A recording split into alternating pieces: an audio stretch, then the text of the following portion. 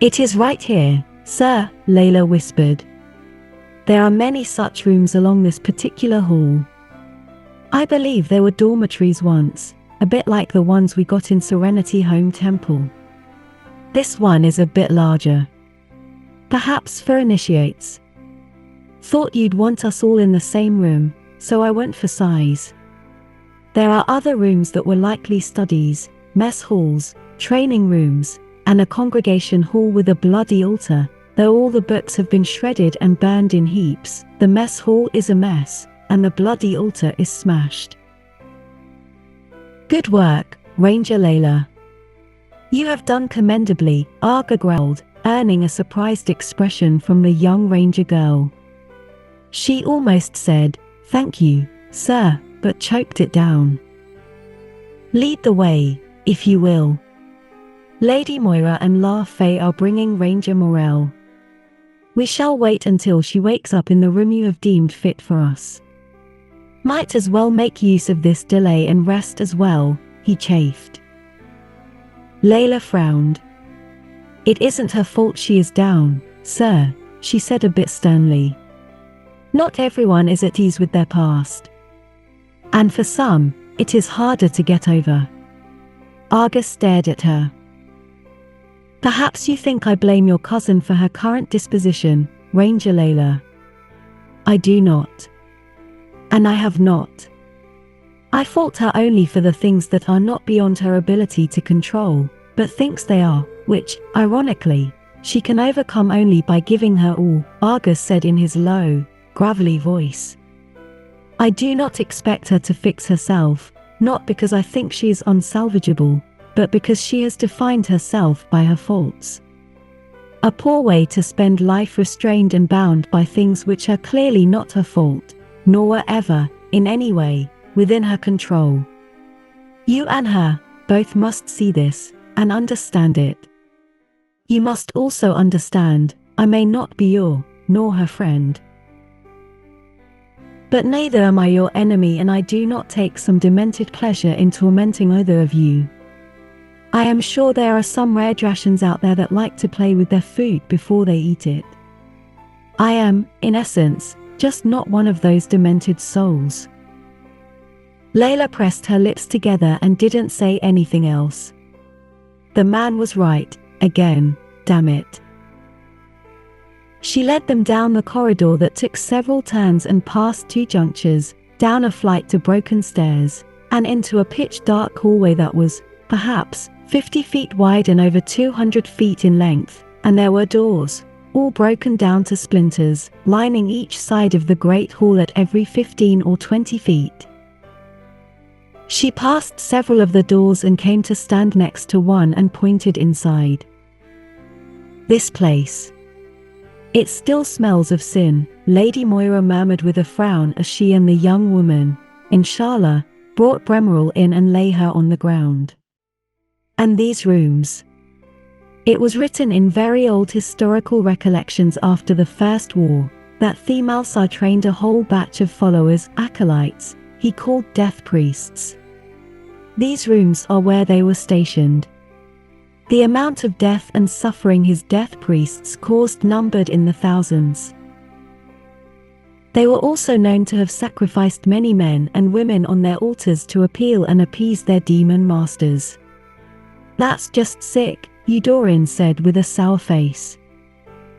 It was more than sick, Comrade Eudorin. They did not merely sacrifice their captives. The depravity of Themalsar and his followers was never made public to prevent anyone else ever getting similar ideas, Moira said angrily, making a departure from her merry self. They were in the wrong, came in Charla's voice. Demons are never pleased. And neither are they ever satisfied with mortals. They only make tools of them, then discard them, for they feel no obligation for them, nor do they feel the need to keep whatever promises they might have given them. What obligation would a monster have for what it believes to be nothing more than food, which is how they always deem mortals, she said somberly. They could be powerful allies if carefully controlled, Nine inserted. There are ways to do that.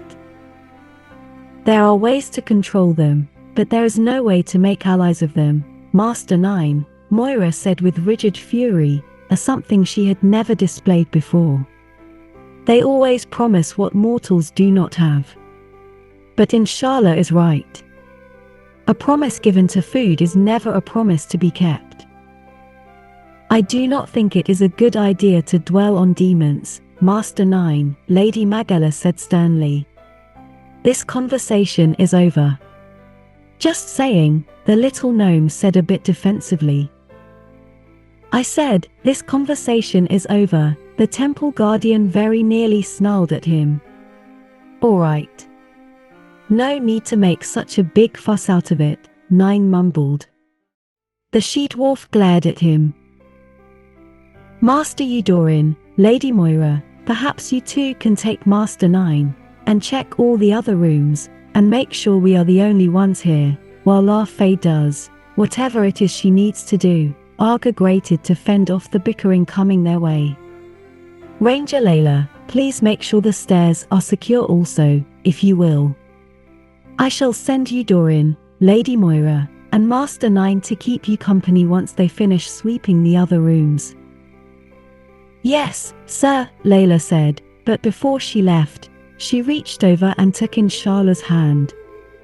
She gave it a little squeeze of reassurance and smiled at her, then picked up her longbow, and went over to the broken door. Lady Magella looked at the young woman, Inshallah, and noted she was just sitting there, quietly unmoving. She sighed and muttered, I suppose I can help guard the stairs as well, then. It is clear nothing will get done without you children getting me involved, she said, picked up her shield and mace, and followed the ranger girl out. And now it was only Arga, the young, unconscious ranger girl, and Inshallah left in the room. The odd girl had checked her hair, made sure her buns and braids were in place and all proper, then sort of patted down her dress, making sure it was dirt and wrinkle-free, and had diligently pillowed Bremeral's head in her lap. Apparently, she had also mended the ranger girl's shredded shirt at some point, and it didn't even have bloodstains on it. She was also, at that very moment, staring up at Arga.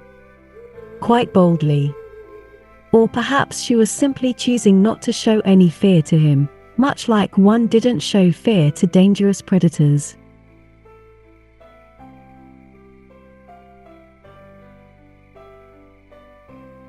I think you should leave, also, she told him with the tiniest of frowns. I would rather see what you will do to Ranger Morel, Arga growled. There is nothing to see. Only hear. And I do not want you watching, she mumbled. Perhaps you wish to hide something, and embarrassment is a good excuse for you, the man in dark leathers replied with a grin, though it was lost behind his half-mask. I do not understand your words. But I see your lack of understanding in mine as well. We make a stupid pair, you and I, for neither of us understands the other. And I see your mistrust in me also, even though I have done nothing but tell you the truth, always. Perhaps you think I hide things. I do. Yet you hide things from others yourself, she said, still staring up at him, and there was a feral glint in her eyes now. I do I? Arga growled. The girl stared at him some more, then, very slowly, and discreetly, she reached down to the sleeping girl on her lap, and using only 2 fingers, she tapped her lightly on her shoulder, then stared up at him again. Arga blinked. That little bit of magic he had used to divert Ranger Morel's attention while he made his incision just to make it easier for her, had been something he had picked up in his earlier days, back when he was still at Drashan, and it was almost impossible to see, let alone pick out among all the heat and the context of the moment. Yet, this odd girl had noticed it. Damn it. No one in his life had noticed it before. True, it wasn't much of a magic, really, as fireballs and lightning bolts went, albeit quite a delicate one that require precision and a strong will to maintain steady concentration, a mere mental projection of his own hand, very nearly invisible, that would imitate the hand it was projecting from a limited distance that required line of sight, meaning he could move relatively small objects with it, and as long as it was not heavy, he could pick it up and put it in a container, or even open said container and remove its contents. Hell, he could even pick pockets with it. Not that he had done much of that. Picking pockets had never been Arga's style, really. He'd always preferred to loot the corpses of his enemies. He couldn't use a knife or a sword with his projected hand, but he could use it to distract his enemies. Or even a wounded girl by tapping her on the other shoulder. Arga suddenly came to a vital conclusion that this odd girl was incredibly perceptive. Inhumanly so. He wouldn't have expected young Eudorin to have noticed it. And certainly not such levels of attention from Lady Moira, nor the Temple Guardian. After all, none of the three would know what to look for. But the little gnome, 9, had been there, and apparently, he was a wizard of some sort, and although he was blatantly ignorant of the world around him, he seemed to have good intuition where magic was concerned. Ranger Layla had been there too, for that matter. And as worried as she had been over her cousin, she was a perceptive girl. Further trained to be so. Yet, while none of them had noticed his little arcane hand trick, this feral girl had. What was more, was that she had opted not to tell the others of her finding. Hell, she hadn't even voiced her notice, just so she wouldn't be overheard. She had merely mimicked his deed in a way only he would see and let it go at that, and something told the man in dark leathers that she wasn't being politically polite with him at all, the way he always had been with everyone around him, but rather being innately and intuitively considerate of him, as odd as that sounded, even though she clearly disliked him. Enough to pester him at every opportunity by sneaking up to him and whispering into his ear about just how he wasn't a good person. "I see," he grated. "Yes," she replied. "You only see. But you do not understand that which you see, and that which is right in front of you. And that is," the man in dark leathers grated. "You are not a good person," she said honestly. Arga's face turned black with fury, though, much like his earlier grin, this was also lost behind his half-mask and dark hood. He felt like he had fallen for that one, and she hadn't even crept up to him. She came at him in clear daylight, per se, and still, he had tripped. The corners of his dark eyes crinkled as he pressed his lips together, and he was just about to burn her, and her self-righteous attitude, when the expression on her face told him something. There was absolutely no sense of any self-righteous in that face, nor any form of gloat or sneer. Her eyes were wide open, her cheeks had a slightly flushed tint to them, and her tiny, cherry-red mouth had a clear, unhappy shape. She was just sad. "I guess I shall have to prove you right and stay, then," the man in dark leathers said harshly, and his voice sounded not unlike a stone grinder. And now the odd girl was truly unhappy. "It was not my intention to provoke you to obstinance," she said, then paused, her face suddenly burning now. "Obstinance," she mumbled. "Obstinance," she said, and squirmed where she sat today. "OBS," she stuttered in great discomfort and almost in tears now. "Obstinance," the man in dark leathers provided. "Yes. That. Obstinance," she spluttered, and she was no longer looking up at him, but staring down in total mortification. "Yet I have. For that, I am sorry. Stay if you will. Or go. You hold a stick and I may not even run away. You have stripped me of my choices. Yet I shall do what I must, for it is not for me, but for Ranger Bremeril, and she hurts." She unconsciously touched her buns, making sure they were there. Then she cupped the young ranger girl's face between her slender and delicate hands, closed her eyes, took a deep breath, and began to murmur a song. And it was pure, it was simple, it was untamed, and it was beautiful, and it tugged and beckoned him and the young girl sleeping restlessly in her lap, as if whispering at them from the very depths of something as vast and green as the ritual forest itself. It is time to spend some time in my silent shrine again, for I have made mortal crime mine. And once again they came at me with their sticks and their stones, and their rakes again. But did they hurt, with their whips, marked and marred my dreams again? I asked my father, why do men sin the way they do, as he tended my wounds again. Fear not men nor their sins, he told me, but where the fools, thus they are again. I held up my broken braids and withered hands and saw the clot on them again. I gave my care and bought their pain. Why, I wondered, must I live again? Now I sing this song to dim, whilst I mend my heart and rise again. For there is no leaf and there is no life, to dwell on my scars over and over again. Nathless to the great heavens did I plead, to best my fears and be whole again. And did I hope that which sullies I shall go away, or shall I belong again?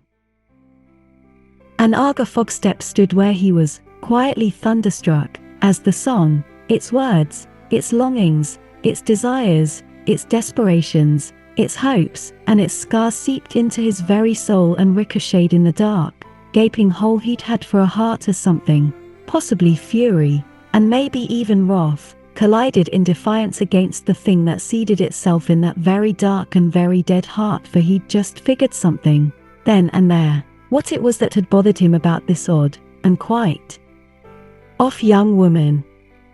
And just like that, his base, pragmatic instincts kicked in and told him what it was that he had found. A pair. For this young woman's heart was just as dead as his. The only difference between her and himself was, where he was content with his own dead heart for its lack of empathy and compassion, and hence, unwanted and unwarranted complications, and to never lose what he never had, her heart was not thus content, and her only wish was to either go away, or to belong. And the man in dark leathers felt disturbed, for the whole idea, however he looked at it, was foolish, childish, idiotic, quite inconceivable, and very much unprecedented. He noted, also, that the ranger girl, Morel, had awoken, and she was staring up at the strange young woman, Inshallah la fay frostmane, with tears running freely down her face. As she mourned, finally, after some 15 years, and for the first time, for the loss of her mother, and her father, also. Arga Fogstep had travelled, out of duty, across the vastness of ritual forest to capture those responsible for burning, not his town, but the town he was entrusted, and nothing more. Just to figure he'd had his own dark forest to travel yet, and right under his very nose, much like the ranger girl, Morel had discovered just how blank she'd lived, seething and smouldering in her own desolation all these years, and that she would have to look back and make peace with what she beheld before she could look ahead and move on. And in the middle of some bloody ruins, the man in dark leathers, hood, and half-mask had never been a man of high heavens. Drashans seldom were, and that was putting it rather politely. The fact of the matter was, he had never been a man of destinies either.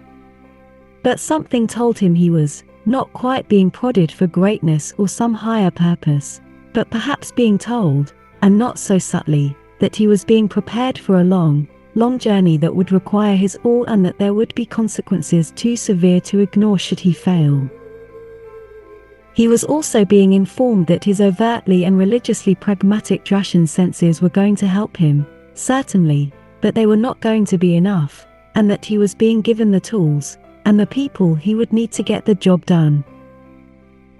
The part that defied any form of sense or subtly in the warnings was the part where his comprehension brought one last bit of understanding, that he would also need to change his perspective altogether, for his current ignominious stance for the people around him, as the temple guardian had so robustly and quite pompously declared, just wasn't going to cut it.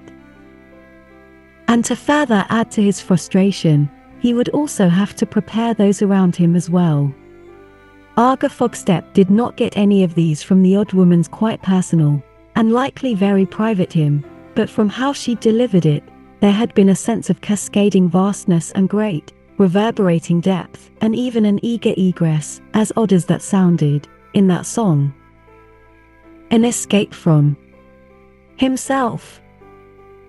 The man in dark leathers stared down at the young woman, who, even now, was uncontrollably cringing from the tear-stricken and troubled stare of the ranger girl in her lap, and in his grinding voice, he whispered, "So, alone is alone."